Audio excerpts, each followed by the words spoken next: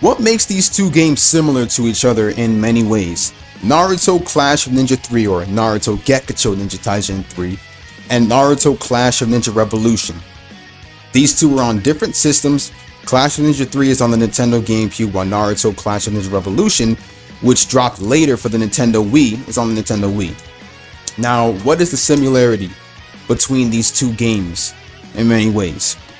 I'll say it like this. Clash of Ninja 3 is like a deluxe edition of a game you first pre-ordered. It's like a deluxe edition. You get all the characters and everything once you pre-order it and play it. Naruto Clash of Ninja Revolution, when you play that one, that's kind of like a standard. It's kind of like a downgraded Clash of Ninja game that everyone is truly disappointed in, where you only get less characters. So let me start off with Clash of Ninja 2 first real quick. So Clash of Ninja 2 it's a very good game, and it's nostalgic to everyone. It's what everyone grew up with. Some of you who grew up with 1, that's cool too. But those who grew up with 2, y'all have a childhood right there. So Clash of Ninja 2, now we didn't have that much characters in number 2, so I don't know what they were thinking. I don't know what Tony was thinking when they did Clash of Ninja 2, because honestly, when I first played Clash of Ninja 2, I expected all characters from each squad to be playable. Besides Team 7, which is all playable and stuff, I expected all squad teams, all characters in each squad to be playable. Like Tamari should have been playable. Tenten should have been playable. Choji should have been playable. Shino should have been playable. Do you know what I'm saying? That's what I mean. They should have honestly been playable in number 2. So Clash of Ninja 3 is what basically gives me that wish. When 3 dropped, that's what gave me the wish. That's where my wish came true. Because we finally got Tenten, we finally got Shino, we finally got Choji. We pretty much got all characters, all squad members playable. We had Itachi playable. We had so many characters playable because this game covered up from the start of the Chunin exams all the way to the search for Tsunade arc. Clash of Ninja 3 was by far like my favorite. Well, 4 is my favorite too, but 3 is when we got all the squad characters, all the characters of each squad playable for the very first time. Since 2 was like my favorite in terms of childhood. 3 was basically my favorite in terms of having all the characters finally playable. And then 4 was my favorite in terms of combo cancel, since that's what it introduced, like, because number 4 is what introduced the combo cancels for Naruto Clash of Ninja 4. So what I'm trying to say is that 3 beats the crap out of Revolution. I mean, Revolution may have the combo cancel and all that stuff. It may have the combo cancel, but 3 was better in terms of having more characters and covering more in the game. Revolution pretty much skipped a lot of things, like well, not that much, but it kind of skipped, like, it literally skipped the Chunin exams. Like, I'm not saying for it to start from the very beginning, but it did kind of skip like half of the Chunin exams. Like, we literally, like, the game for Clash of Ninja 2, like Clash of Ninja 2 and 3 covered pretty much everything if you actually think about it. Like, well, 2 didn't cover that much, but 3 covered up like the start of the Chunin exams. Like, covered up the start of the Chunin exams, and we skipped the Land of Waves and all that stuff because Naruto Clash of Ninja 2 pretty much already covered that up. But number 3, it covers up from the start of the Chunin exams. We start with a tutorial of Naruto and Iruka. We go straight to the start of the Chunin exams, leading in all the way to the end of the Search for Tsunade arc. And that's pretty much where it ends there. And we got so much characters playable in 3 that is not even funny. We had Itachi playable, and everybody loved playing as Itachi in the game because that's where Itachi was introduced in number 3. But in Revolution, yes, we have Itachi playable in Revolution. Revolution, we have some characters playable. However, remember how I said Clash of Ninja 3 is like a deluxe edition? Well, it is, because Clash of Ninja 3 has all characters playable from each squad. Revolution did the opposite thing that Clash of Ninja 2 did. Do you know what what Revolution did with Naruto Clash of Ninja 2? Okay, so Clash of Ninja 2, basically, you know how Clash of Ninja 2 only had like, Naruto, well, obviously Team 7 was all playable, but you know how the squad members like Kiba, Hinata, let's see, Gaara, Kankuro, Shikamaru, and Ino, you know how they were all playable, right? Now Revolution, they are playable, however, we're missing some squad members that aren't playable anymore, and I think the only one we're missing in Revolution 1 is Kiba. I think Revolution was mainly what Revolution did. They took it to heart to the point where they focused on the tuning exams only, to the point where those who weren't shown in the story weren't shown at all. Like literally were not shown at all, weren't even playable at all. So the character we lost the most was, rest in peace, Kiba. We lost Kiba, bro. Kiba's not playable. I think Kiba's like the only one that's really not playable. So we pretty much lost Kiba, and we pretty much got everyone else playable. Shit, I'm joking. Choji's missing. Choji's not playable either. They basically fucked up, because I'm honestly thinking that in Clash of Ninja 3, like in Gekko Ninja Taijin 3, that if all characters from each squad were playable, and the same thing with Clash of Ninja 4. If Clash of Ninja 4, all characters from each squad were playable, like all the characters were playable, including Kabuto and everyone else, I'm thinking, well, I don't care about the sound. The sound in Ninja 4 were basically Clash of Ninja 4 exclusives, but if all those characters were playable, Revolution 1 should have honestly had all those characters playable as well, except for the Sound Ninja 4, because Clash Ninja 4 was based on the Sasuke retrieval arc, so that's why they were only exclusives for Clash of Ninja 4. But what I'm trying to say is that what Clash of Ninja does when each game drops, you're thinking that, hey man, if they were playable in the previous one, then they're gonna be playable in the new one, and they don't end up being playable. They don't follow the same ideas that Storm did, where we had each character all playable and all that stuff, since they were played in the previous one. So Clash of Ninja 2, we had like most of the squad members playable. Clash of Ninja 3, we have all squad members playable. Clash of Ninja 4, we have same old characters playable along with the Sound Ninja 4. And then when Clash of Ninja Revolution 1 dropped, we got some new characters playable, just like in 3 and 4. However, some of the squad members we can't play as. So the ones we couldn't play as, in order to complete the squad list, were Kiba and Choji. We lost Kiba and Choji.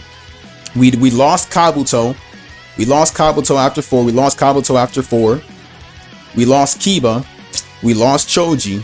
Those are like the only characters we lost, to be honest. Also, the third Hokage as well. The third Hokage is not playable in Revolution. The third Hokage is not playable. And I think, yeah, third Hokage is not playable. Nobody cares about Iruka or Mizuki, and nobody cares about Akamaru or Crow, because Akamaru and Crow was kind of a waste to put in. And the same with Iruka and Mizuki, if you want me to be honest with you. That was kind of like a waste to put those four in, if you actually think about it.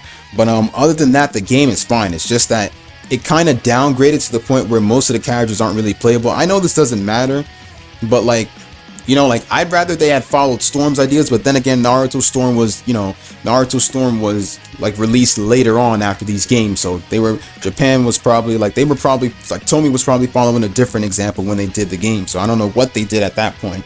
But those are mainly the similarities between the character select. But yeah, those are the similarities between the character select for 3 and Revolution.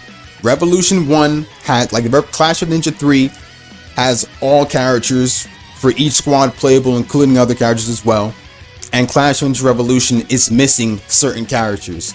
So Revolution is kind of a downgrade, as I said. Clash of Ninja 3 is a deluxe edition, while Revolution 1 is basically a standard. It's like a downgrade, so you're missing characters and stuff. I know it doesn't matter to you guys, but, you know, hey, I thought I'd honestly point this out. Let's continue now. So we're going to start off with the menu. We're going to start off with the menu for each of them, for both 3 and Revolution. So isn't this very similar to each menu? Because don't forget, we got the main Naruto girls on the cover, and so we got the main Naruto girls at the main menu on the right, talking, you know, telling us about the menu and all that stuff. And look at the menu. It's literally resembled as well, if you actually think about it. A little bit of the same background, just look at it. Same background, everything on it. You see that? The same old options, same old menu and everything like that. The same old missions you can choose from, because if you go to the story mode, you can choose from each of your missions to do. The only difference though for the missions is that Revolution 1, well, actually, no. I was about to say the difference in mission was basically the extra missions you could choose from. But then again, the only difference is that Clash of Ninja 3 has, I honestly think Clash of Ninja 3 has better missions. Like, it has better missions than Revolution, because I mean, Clash of Ninja 3 did have some missions similar to each other, similar to Revolution 1's missions, such as Sasuke versus Itachi.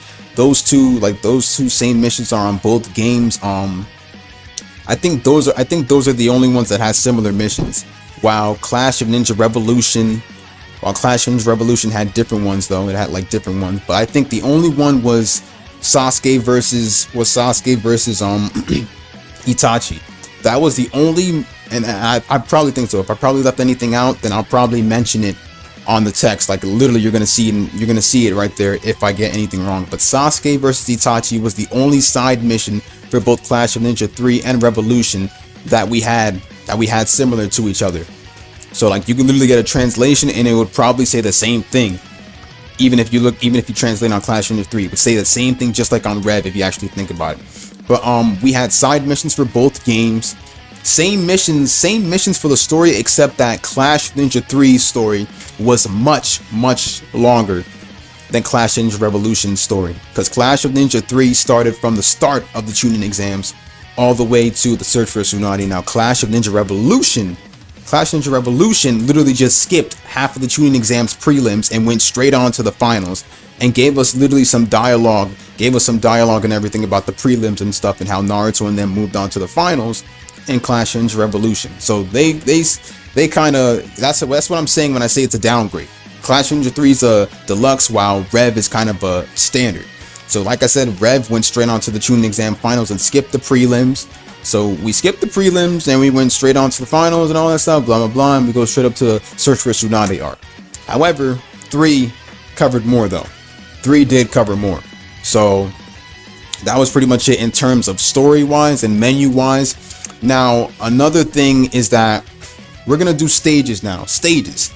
Obviously 3 has way more stages. 3 has way more stages than Revolution. Revolution, you see the amount of stages Revolution got. It's very disappointing, but it's still good though. At least they showed that the stages evolved over the years. Like they improved what the stage looks like. They improved the models of the stages and everything like that. So like the training field, for example, the training field and all that stuff, we got the training field finally playable. So that too, like, because honestly that's the first time we ever got the training field in Naruto playable. Clash of Ninja 1, 2, 3, and 4, we never got a training field. Like we never got one. So Revolution did introduce the training field, so that's good to know.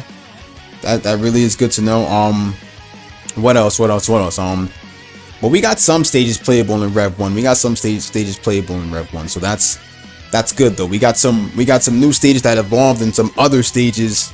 We got some old stages that evolved and some new stages added into the game. So that's a little bit good though. We got the moving to different parts of the stage whenever you knock your enemy across the border and stuff like that. So that's something new since it is dropped on the Wii. So let's not forget that. Clash of Ninja 3 is for the GameCube and Revolution 1 is on the Wii. So let's not forget that. So if it's on the Wii, obviously things are going to improve in Clash of Ninja. So because that is the very first Naruto Clash of Ninja game that dropped on the Wii, while Naruto Clash of Ninja 3 dropped on the Nintendo GameCube. So there's really no change that much in the terms of battle a bit when 3 dropped, since 1 all the way to 3 didn't have combo cancel. 4 is what introduced combo cancel, and all the games after 4 have combo cancel as well, but they do get downgraded later on in special.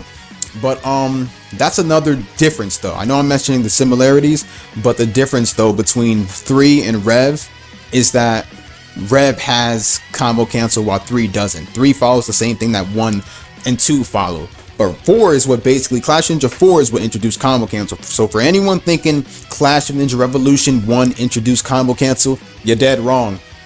Because if you haven't played any of the Naruto Japanese Clash of Ninja games that are only dropped in Japan and not dropped in America, you don't know them.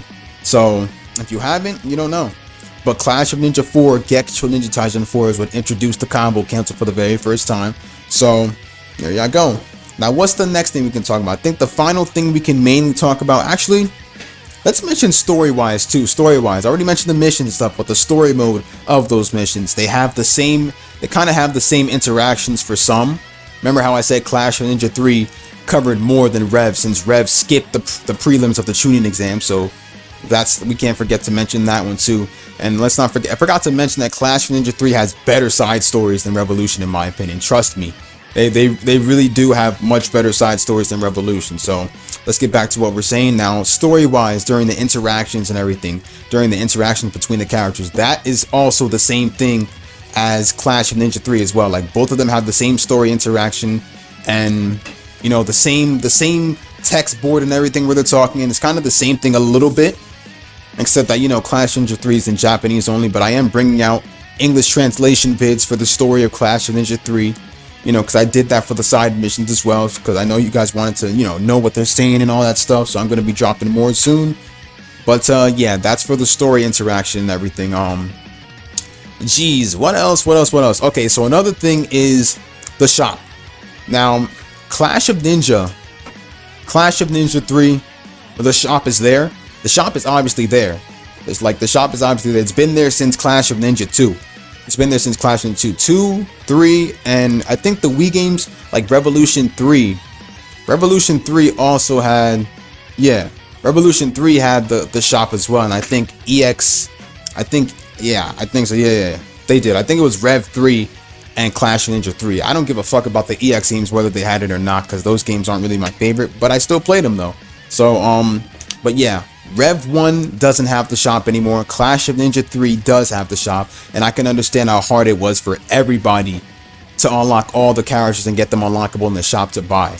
And literally, it was hard to grind up the money. Like, luckily, there was Shadow Mode, which is Oboro Mode in English, where you can basically just grind out the money by destroying a lot of enemies and all that stuff to build up the money for the characters. Because Itachi, I can promise you, was the most expensive one to buy. So honestly, it was hard putting in the work for Clash of Ninja 3 to unlock all the characters and all that stuff. Like, literally, no fucking joke.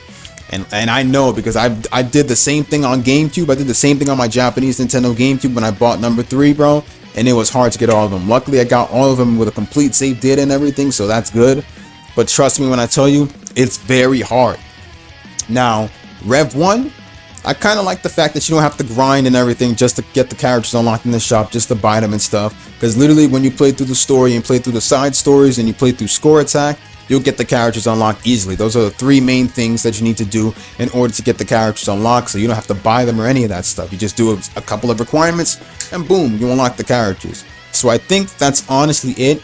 I talked about the character select. I talked about, you know, the similarities. Like, I talked about the character select. We talked about the stages, the story wise, the story length, everything like that. So these are pretty much the similarities between Naruto Clash of Ninja 3 and Naruto Clash of Ninja Revolution. I hope you guys enjoyed. If I left any details out, let me know. I will see you guys later. It is your boy Bankai to the motherfucking Tencho, signing out. Later.